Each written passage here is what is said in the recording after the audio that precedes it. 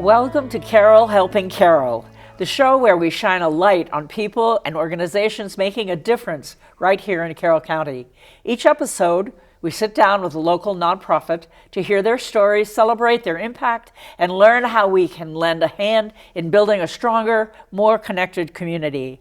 I'm your host, Audrey Cimino, and I'll be your guide as we explore the incredible work happening all around us. Together, we'll meet the people who embody what it means to care for our neighbors and keep Carroll County thriving.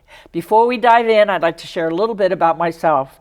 I happened to be retired at the time. I was one of the founders and the first director of the Community Foundation in Carroll County, so I do have a big interest in what goes on in Carroll County. Today, I'm really excited to have Dr. Matthew J. Ramsey from Target Community and Educational Services here with me to learn more about the incredible organization. Our community thrives because of people like you, Dr. Ramsey. Welcome. Thank you. Now, I would like you to tell us a little bit about how you got here, how long have you been here, and a little bit about the founding story of Target. Right. So as you said, my name is Matthew Ramsey. I came to Carroll County. I moved here with my daughter on June 22nd of 22. And so about 3 years ago, in my previous life, I was a professor at a small liberal arts college in the Midwest, much like McDaniel, but found out about this job, and it was the right time and the right place for me to come. And so I've been here for about 3 years, both as the president and CEO of Target and also as the Lawrence J. Adams Endowed Chair at McDaniel College. What attracted me to Carroll County was Target and this role. In 1983, Target was founded. Our founder is a man by the name of Dr. Raybush. He was a special ed professor at McDaniel College. He was serving on the board of another organization here in town, the ARC of Carroll County. At that time in the history of people with disabilities, group homes had come into fashion. Deinstitutionalization had happened, and so we began understanding the human dignity of people with disabilities. We began serving them in the community in a group home setting. The group homes at that time were very different than what Target operates today because of Dr. Raybush's vision. Group homes that I worked at when I was in college were often home to 8, 10, or 12 residents. And so they really felt just like mini institutions. As I think about my work in college, those homes were in neighborhoods, but if you drove by that house in a neighborhood, you knew it was an institutional home. They weren't natural fits in the environment. Because when else, unless we finish undergrad and move to New York City where we have to live with 12 people to afford the rent, we're not going to live with 12 or 11 of our peers. Right. And so Dr. Raybush's vision was a group home that served 3 people, because that is a natural place in the environment. We might live with 2 roommates. Because he was an academic, he also had this idea that the people living and working in the home could be graduate students, so like a graduate assistantship. So the agency in this graduate program grew up together. That relationship with McDaniel College still exists, and so students that work in our residential settings, there's 2 in each of the 8 settings, are graduate students studying for a master's in human services management at McDaniel. Wonderful experience for them to Absolutely. take into their working life. That's right. And that's what really drew me. I started off a career in special education because when I was 13, my dad, and the slang today is voluntold. When I was 13, my dad made me go work at a summer camp for people with disabilities that my church was putting on.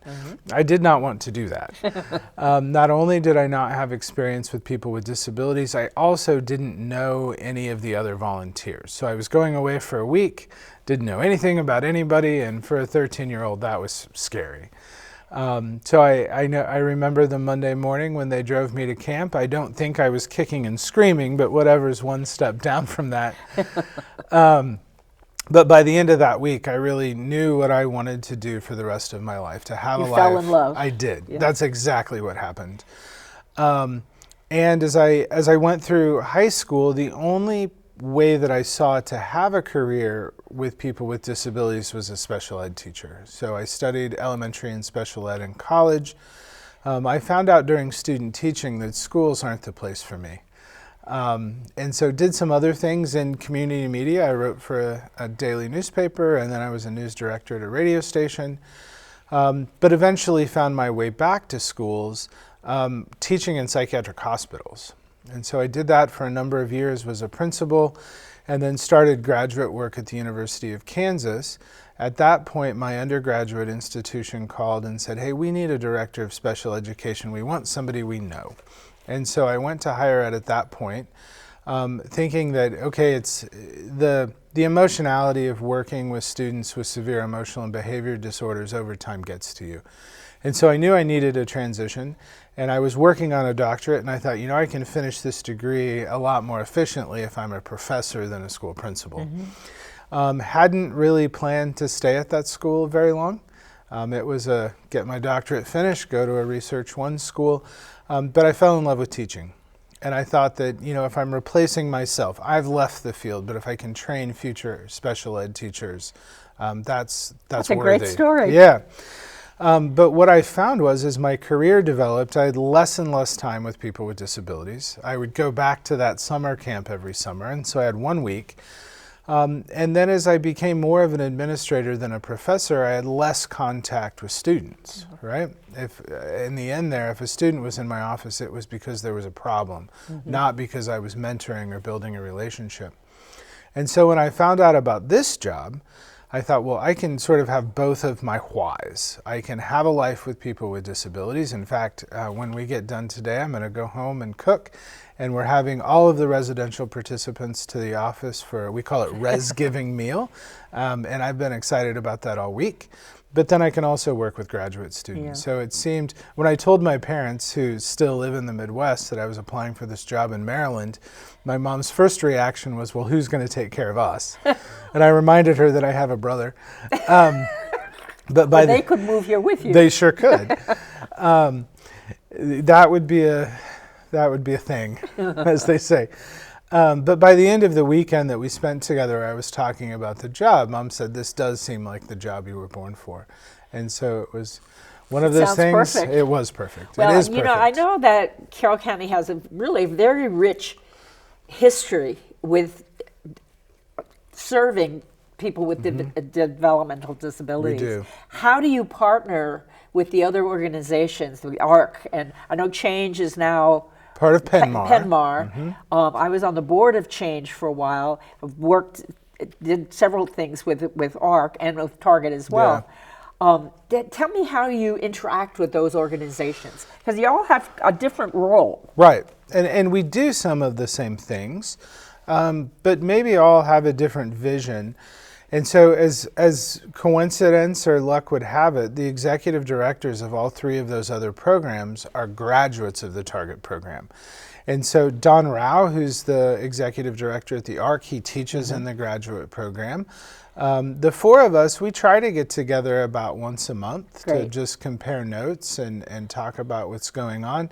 But then there's lots of interactions with those agencies. We serve some of the same participants, so maybe we have somebody in a residential program that's going to the ARC for a day program, or they're serving someone residentially. That's a good sharing. It's the parents, really, in the beginning, and people like Dr. Abush, that it's from the ground up. It's organic in Carroll County. And not only in Carroll County, but in the history of services to people with disabilities nationwide, I often say every good thing that's happened in society for an individual with a disability came because of an upset parent.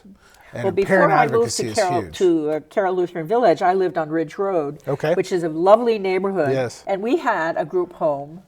And as you said before, you could always tell, you could never tell. Right. Except maybe if you saw them getting off a bus or something. Because it was a beautiful home, well kept, flowers everywhere, and they were good neighbors. Yeah. But it was maybe 4 or 5 people. Right.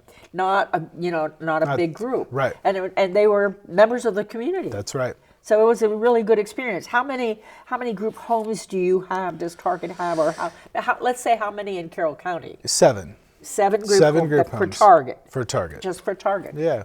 And how are they staffed?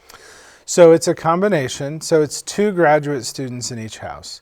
And they don't just work in the house, they also live in the house. The way our houses are constructed, the main floor is for the participants, and the bottom level is an apartment that those live-in managers share.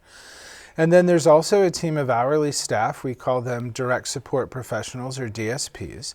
And they come in and out of the house, based on shifts, like at other kinds of work. And so between the managers and the DSPs, high quality service is delivered to those 3 participants.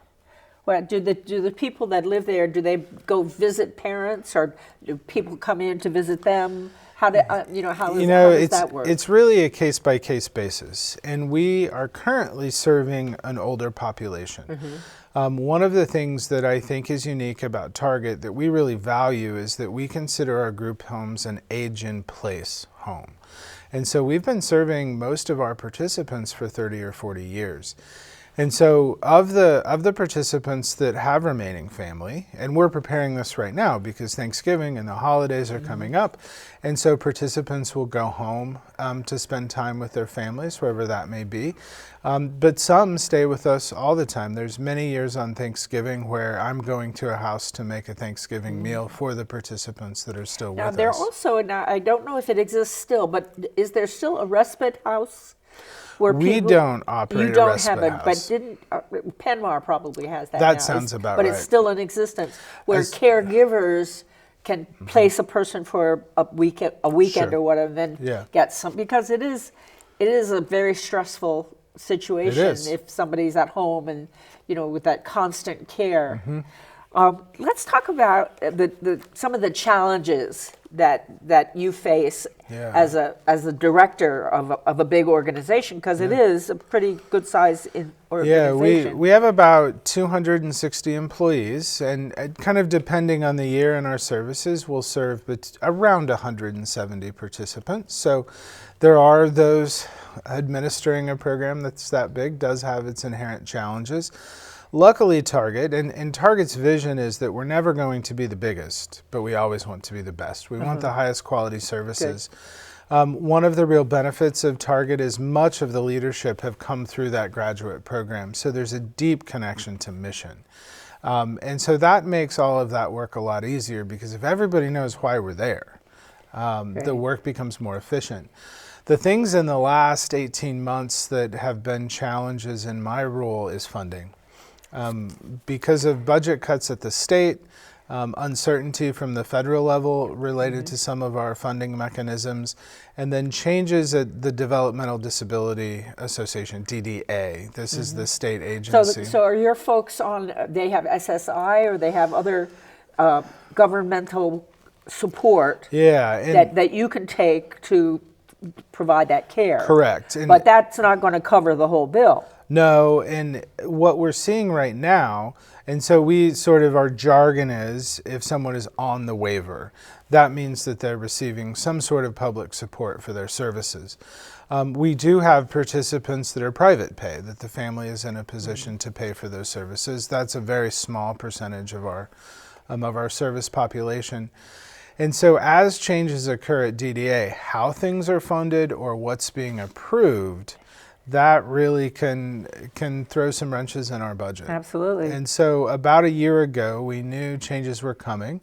And so going into the fiscal year that we're currently in, we were very conservative with our budget, knowing that services that participants had counted on for a long time may not always be there. And so I'm braced a little bit. Sometimes, this is the first year that I've ever done this, but for a long time people have picked a word of the year. And so this year my word was fortify, because we really need to be conservative, to make wise decisions. Well, what do you do? Have you done any fundraising? The galas and all of that kind of thing. Yeah, we have an annual gala every year. This year it'll be March 15th. We host that at Martin's West. Well, do a little commercial. Yes. Oh, yeah. Martin's West over on off 695. Yeah. If you want the best night of the year, come to the gala. That event, it is a fundraiser, but it's also about our participants having a really great night. really good Getting time. dressed up, Yeah. a nice dinner.